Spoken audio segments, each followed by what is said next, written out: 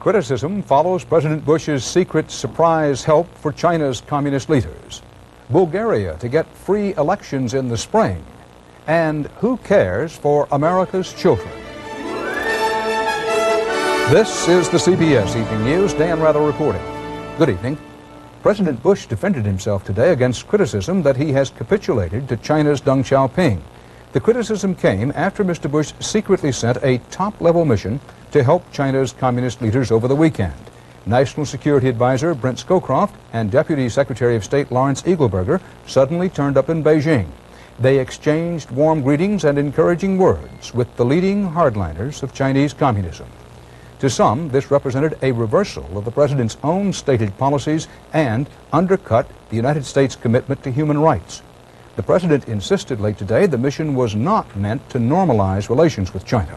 CBS News chief political correspondent Bruce Morton in Washington begins our report.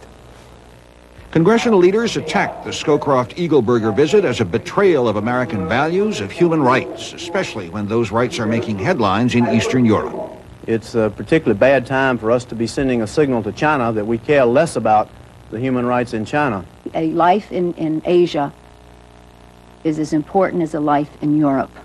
The president now kowtows to that government in a most unseemly and embarrassing and unfortunate way. After the massacre last June in Tiananmen Square, President Bush announced a ban on high-level contacts with China. This weekend's visit ended that.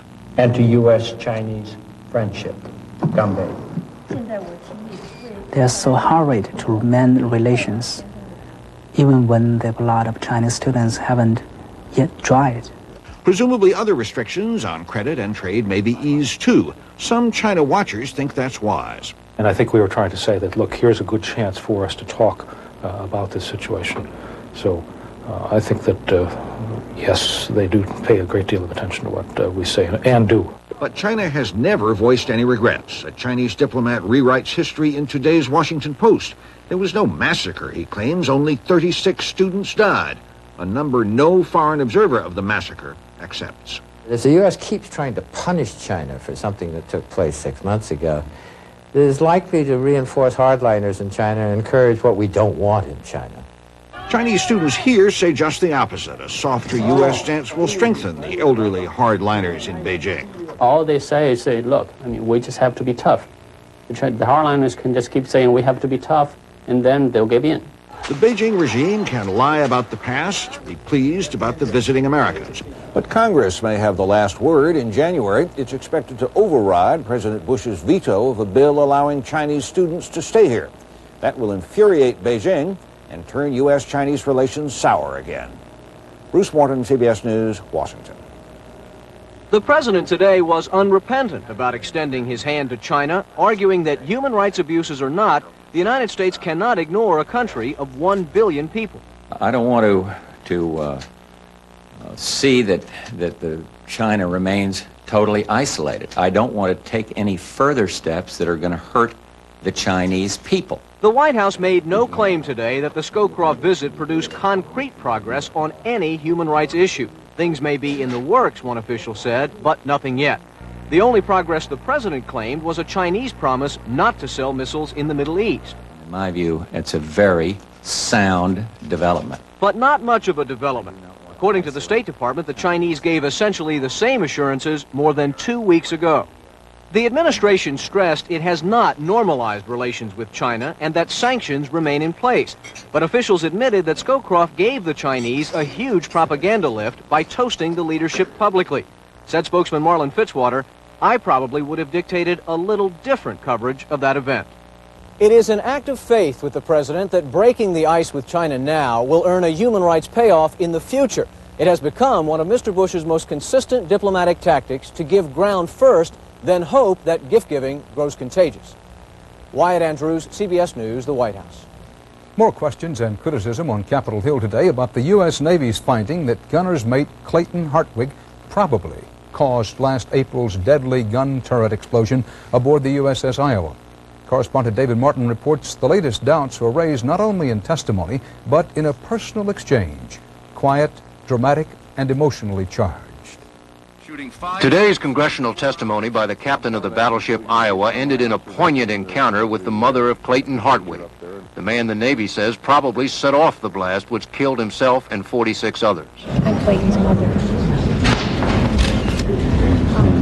Can you look me in the face and say my son did it? Did I say your son did it? I didn't say that. I want to hear you say it. I won't say that either. Why not? Because I don't know all the facts. You shook my hand at the memorial and said he was the best gunner's mate you ever had. Yes. He was a good gunner's mate. So, that he knew that gun from top to bottom. He did. And then I don't think he would blow it up. He had just as much respect for that ship as you do. And I heard you say how proud you are of your man. That's right, I am. And you should be just as proud as Clayton Hartwig is, as I am. Yes, ma'am. He went down with that ship, and Yes, he didn't ma'am. take it down with 46 shipmates. What?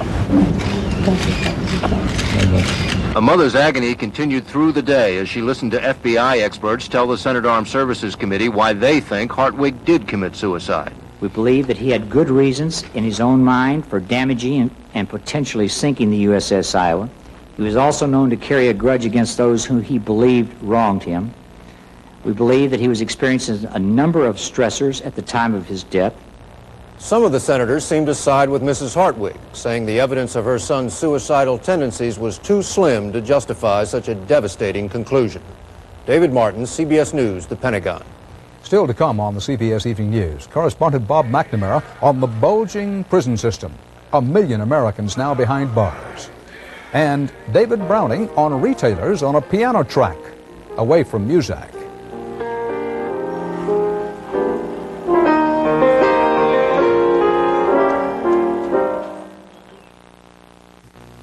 When you get a cold or an allergy, you need some herbal tea. You also get a lot of advice. What you want to do is feed a cold. A lot of advice. Take Judy to call me in the morning. But the best advice is what doctors have said millions of times. Take Dimetap. Dimetap in non-prescription formulas brings proven relief. So take the advice of doctors and pharmacists. The tea works. Huh? And take Dimetap. The best advice you can take. It may be Red Lobster's most perfect meal. Petite Danish lobster tails. The sweetest ever. Plus flame-broiled shrimp. Delicious. Next, sizzling scampi. All this lobster and shrimp on one plate. Perfectly priced. Just $8.95 for a few weeks. Red Lobster for the seafood lover in you. And for the holidays, call for party platters to go. Ready in just 1 hour. That'll be a charge. We interrupt this purchase for a reminder. Don't forget, Santa. 'Tis the season to be choosy. La, la, la, la, la. That's it. So choose the card that actually pays you cash back for every charge. The Discover card. That's a great idea. You sure know how to pick 'em. It pays to Discover, the card that pays you back. In Leipzig, where East Germany's reform movement began, more than 100,000 people rallied tonight, many of them now demanding reunification with West Germany. The drive for a reunited Germany has set off alarms from Moscow to Washington as it threatens both the NATO and Warsaw Pact alliances. Tonight, U.S. Secretary of State Baker is in West Berlin, and he'll discuss the issue tomorrow with West German Chancellor Helmut Kohl. Another one-party communist regime crumbled in Eastern Europe today, and this time it put up almost no resistance to the popular drive for reform. The communist rulers of Bulgaria voluntarily ended their monopoly on power, called for quick elections, hoping to preserve some of their power in a more democratic system. Martha Teichner has our report on the changing face of communism. A month ago, a protest next to Communist Party headquarters was inconceivable in Bulgaria. But tonight, at the very moment, thousands of demonstrators raised their candles in a silent plea for democracy. The Communist Party handed it to them. It was almost easy. The party's Central Committee cranked out a reform platform that for Bulgaria, the Soviet Union's most loyal satellite, was astonishing.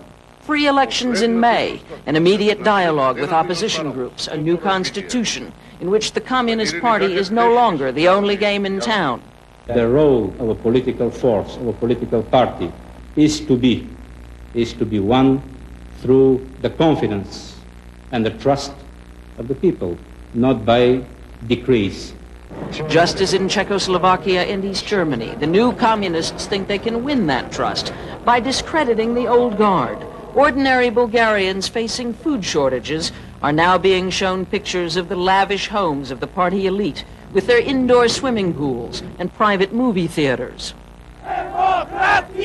It may seem the same in Bulgaria, a shattered communist party giving in to popular protest, but it's not. All along, the party has cleverly positioned itself to stay in power by giving the dissidents what they want. Tonight's demonstration at party headquarters seemed more like a prayer meeting than a protest. Democracy has come so unexpectedly here that Bulgarians still aren't sure whether the Communist Party is just manipulating them or whether their prayers have really been answered. Martha Teichner, CBS News, Sofia. A court in South Africa today found 12 policemen not guilty of murder in the 1985 Trojan horse killings. The police, hiding in an unmarked truck, fired into a crowd of rock-throwing youths in a mixed-race township, killing 3 young people. But today, a South African judge ruled that although the police overreacted, they did nothing illegal. Correspondent Richard Wagner covered the trial.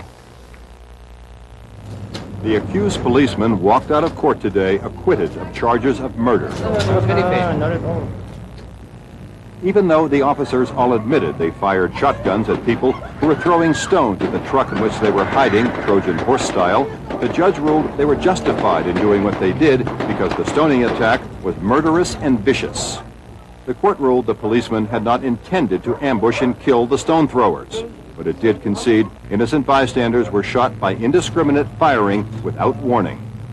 Attorneys for the parents of the slain teenagers plan an appeal, and 2 of the mothers could barely find words to express their outrage and grief. Because they shot an innocent child. He was only a child. The way my son was shot, it's unfair. I don't feel that this country can ever come to something when it goes on like this. Prosecutors thought they had the strongest possible case against the police, and they say this ruling gives the authorities carte blanche to act as they wish to crush disturbances. Residents of this community say today's verdict sends them an unmistakable message. They can't use the system to fight the system. Richard Wagner, CBS News, Athlone.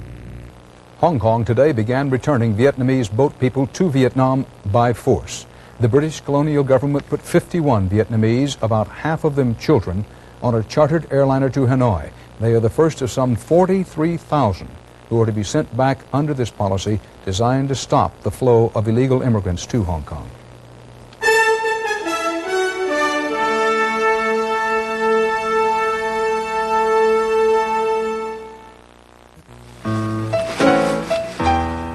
Norman, what's that? Nothing, honey.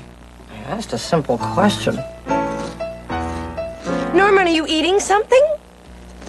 It's nothing, honey. He lies like a dog. Kellogg's Nut and Honey Crunch. Crisp golden flakes glazed with sweet honey and real roasted peanuts. Irene, what's that you're playing? Nut and honey.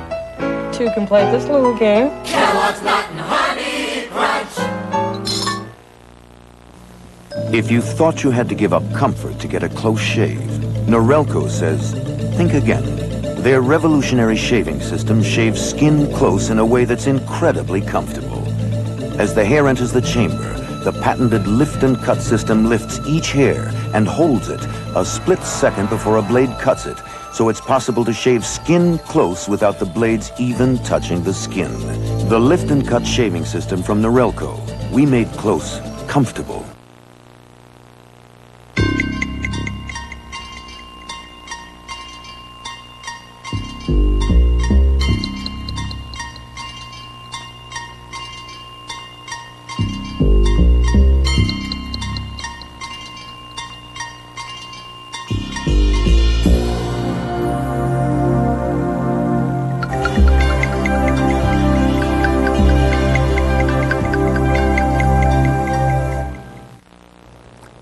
A report out today from Congress on the spreading devastation of AIDS, crack, and homelessness in America, now reaching and wrecking the lives of hundreds of thousands of American children. CBS News correspondent Eric Ingberg reports on growing up hard and hurting in a child welfare service system already overwhelmed. A warning from Congress today that the country is facing a crisis in dealing with its most vulnerable citizens, its children. A House committee said there are 500,000 children now living away from their families as wards of the state in juvenile detention facilities, foster homes, or mental health centers. And the committee predicted that number will grow to a staggering 850,000 by 1995 because so many new children are being forced into the child care system. The current situation is that 500,000 children are being ground up in the system with inappropriate placements and with inadequate services, and it's a waste of the public's resources, and it's a waste of those children's lives. Committee Republicans, fearing Democrats will use the report to push for more federal funds, challenged some of the numbers but conceded the problem is serious. Child care specialists say the crack epidemic, which has infected the poorest neighborhoods in the country, is largely to blame.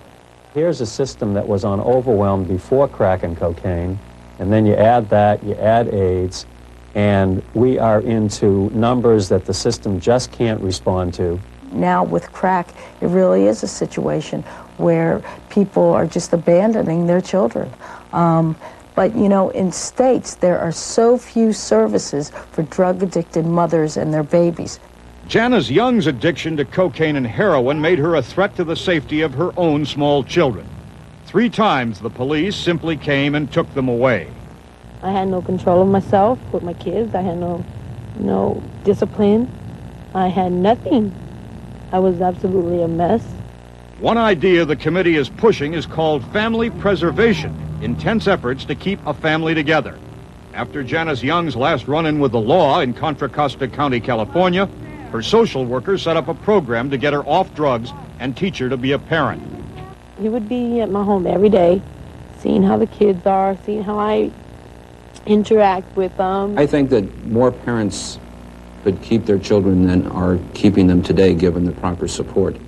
Early intervention programs may not always work, but child care specialists say it is easier to deal with these littlest victims of drugs and poverty now than to try to pick up the wreckage of their lives as they grow older. Eric Engberg, CBS News, Washington. The Iran-Contra independent special prosecutor Lawrence Walsh criticized President Bush and Mr. Bush's U.S. Attorney General Richard Thornburgh today. Walsh said they were, quote, undervaluing the principle that all persons are accountable to the law. This follows Attorney General Thornburgh's consistent refusal to supply what he calls certain classified information to the courts.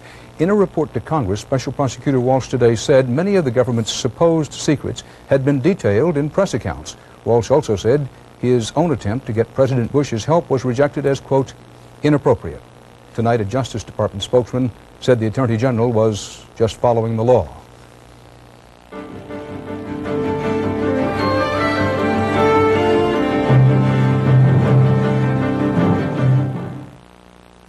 Dad, a blade razor with a motor? Yes, Tori, the Remington Electroblade. Vibrating twin blades feel like they're massaging your whiskers away or your money back. Keep the money. I'll keep the Electroblade.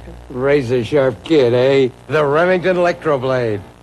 If you always wanted December to be a little hotter, it's happening. GM's divisions are heating up now.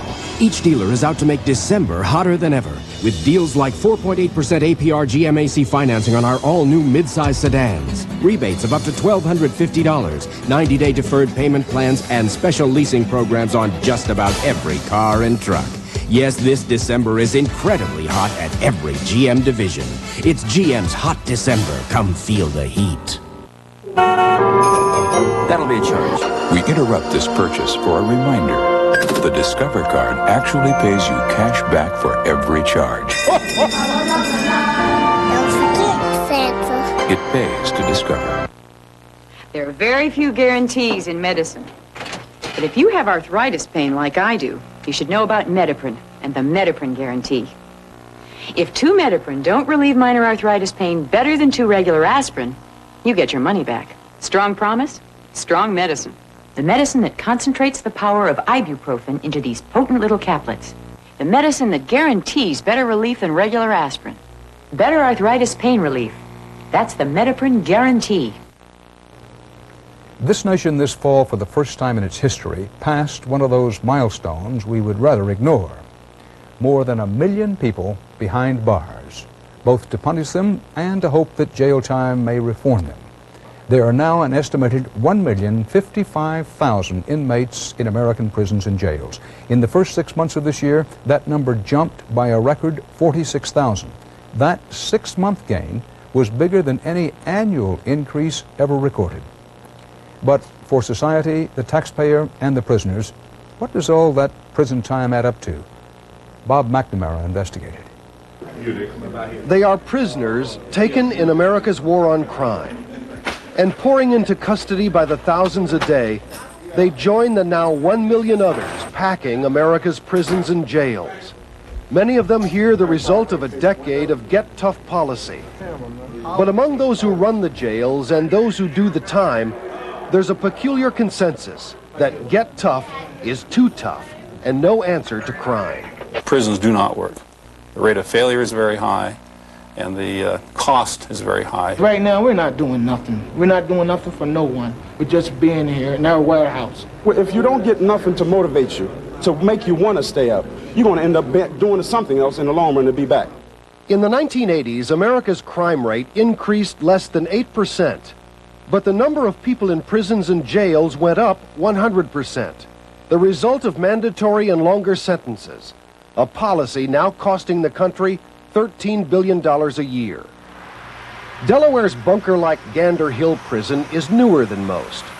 But like most others, its inmate population is far above what it was built for. We have rooms over here that were closets here. Packed 4 to a closet or double bunked in cells meant for one, prison is the image of a human warehouse where time behind bars is exactly that, and rehabilitating society's wrongdoers an abandoned goal. This is all I have to do. I have nothing to do but... Still facing 2 years here for breaking probation on a drug charge, 28-year-old Wayne Smith says doing time is wasting time. Nothing here that teaches us a skill. Nothing to create a foundation for yourself when you get out. Nothing to create motivation and self-esteem to keep you out of trouble. That's what it's all about. What little there is to do today in many American prisons is menial. Even a favored inmate who tends the library says for most, the system fails. How can you expect them to go back out and be a productive member of society? I just don't see it. With more than half of America's inmates jailed for non-violent crimes, even their keepers say the system is too harsh. A lot of guys, it'd be the first time committing a crime. They send them over here for low bail and all that, and a lot of them don't belong in here. On the outside, theirs were lives of little opportunity and despair, where drugs and theft offered a way out. Now, life on the inside seems much the same. And inside or outside, they still see public and political concern as cold as the concrete that keeps them. Prison now less and less a cure for crime than a cause of more.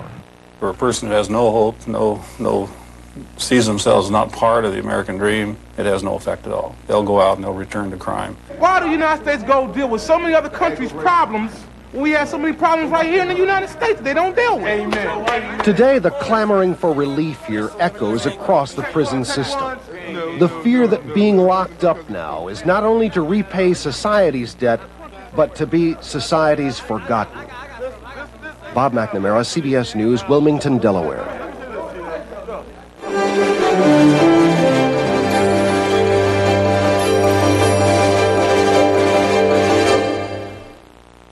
You'll never guess what we're baking for breakfast.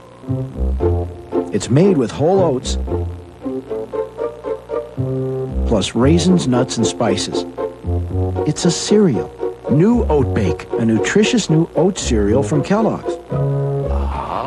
It's the only whole oat cereal that's baked, for a rich taste you won't find in any other oat cereal.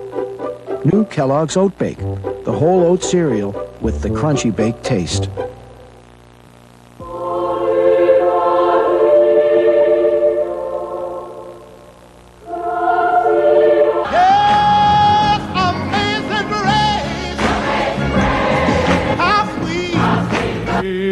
Rome It's time for God's people to come out of the churches and change America.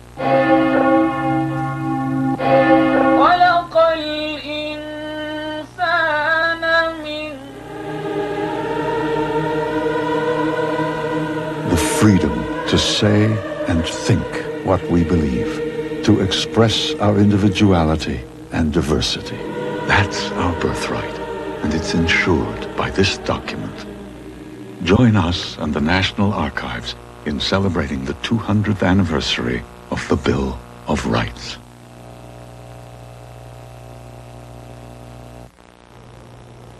With just 2 weeks to go into Christmas, you may have noticed something different about your holiday shopping this year, and we aren't talking about prices. David Browning has the key, 88 of them, in fact. Have you been being good kids this year? At many of your favorite Christmas shopping spots around the country, there's something new under the tree this year. It is the piano player, and you can forgive the poor customer who might think he's wandered by mistake into the Showtime Supper Club or the Starlight Cocktail Lounge. Nope, this is it, men's furnishings and accessories, music by Fats Waller. Because so many stores and malls are using pianists to jolly up the customers, we sent our camera people out to shoot the piano players from coast to coast. They found that from Lord & Taylor's in New York to the Broadway in California, you can't look for a sweater for Uncle Ed without bumping into a baby Graham. And it's not just department stores. Sandra Widows holds forth at the Black Hawk Gourmet Market in Danville, California, offering a little Scott Joplin while you check out the fish. The Little Professor Bookstore in Cincinnati presents the keyboard stylings of Miles Duvivier.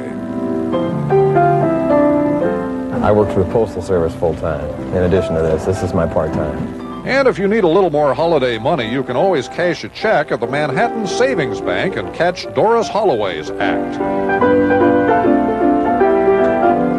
This all got started 5 years ago when Nordstrom's, the West Coast department store chain, began using pianists year-round. Having the music performed live lends itself to hopefully a very relaxed ambiance in our stores. And ambiance translates into bigger sales. I think it makes you want to stay longer in the store. Makes me buy things, makes me hang around. And for a lot of youngsters who think music is something that just comes out of the television, it's a shock. Children, babies are coming by and seeing somebody play the piano for the first time in their life, and that's really pretty neat for them. So be nice to your neighborhood department store pianist. Carnegie Hall it's not, but it gives new meaning to the old line, "They laughed when I sat down to play in ladies' undergarments." David Browning, CBS News, Los Angeles.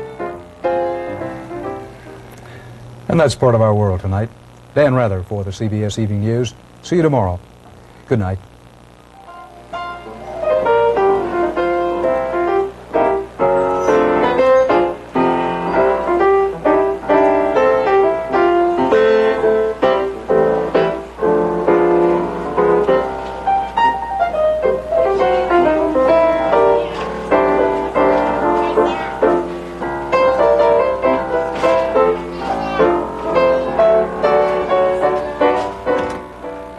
I'm Harry Smith. And I'm Kathleen Sullivan. Tomorrow, Leah Thompson from Back to the Future Part 2. Also, Ron Perlman from Beauty and the Beast. Later this week, Kathleen Turner here on CBS This Morning.